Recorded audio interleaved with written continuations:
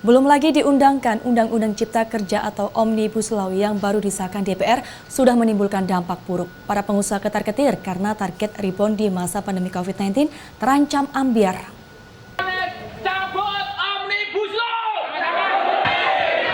Pekerja di berbagai kota di Indonesia bergerak menolak disahkannya Omnibus Law.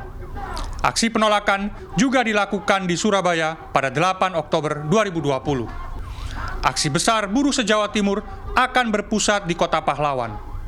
Rangkaian penolakan terhadap Undang-Undang Sapu Jagat ala pemerintah Joko Widodo ini berdampak pada dunia usaha. Para pengusaha mengaku ketar-ketir dengan kondisi ini jika terus berlarut-larut.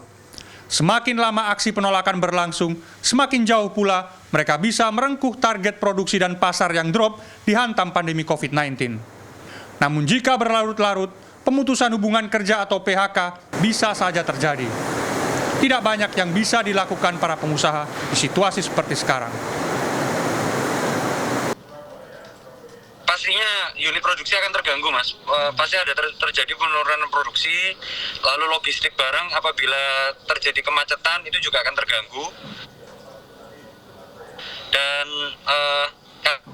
kami belum menghitung berapa karena dampak ekonomi pasti ada. Dan bayangkan kalau misalkan kita berlarut-larut, Mas, dan itu terjadi sampai bisa seminggu, 2 minggu, dan bahkan berbulan-bulan, kerugian materi maupun imaterialnya akan sangat besar.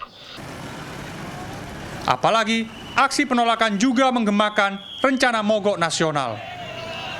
Rencana ini lantas direspon dengan ancaman PHK oleh Wakil Ketua Asosiasi Pengusaha Indonesia atau APindo, Sinta Kamdani. Sinta merujuk pada aturan dalam Undang-Undang Nomor 13 Tahun 2003 tentang Ketenagakerjaan terkait mekanisme mogok kerja. Memang di pasal 137 berbunyi, mogok kerja sebagai hak dasar pekerja atau buruh dan serikat pekerja atau serikat buruh dilakukan secara sah, tertib, dan damai sebagai akibat gagalnya perundingan. Karena mogok kerja yang disebabkan penolakan terhadap Omnibus Law tidak memenuhi unsur tersebut, Sinta menilai sanksi bisa diberikan, yakni pemanggilan sampai 3 kali, dan kalau tidak datang, PHK bisa dilakukan. Segala ancaman sudah dihitung oleh serikat pekerja yang melakukan aksi selama 3 hari terakhir.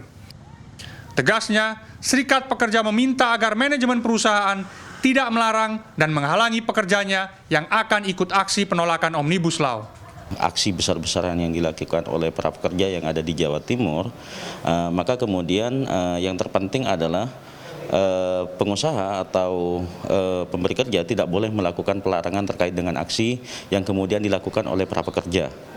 Karena terkait dengan masalah aksi tersebut itu sudah dilindungi oleh konstitusi negara kita. Kami mendapatkan surat edaran milik sejumlah perusahaan.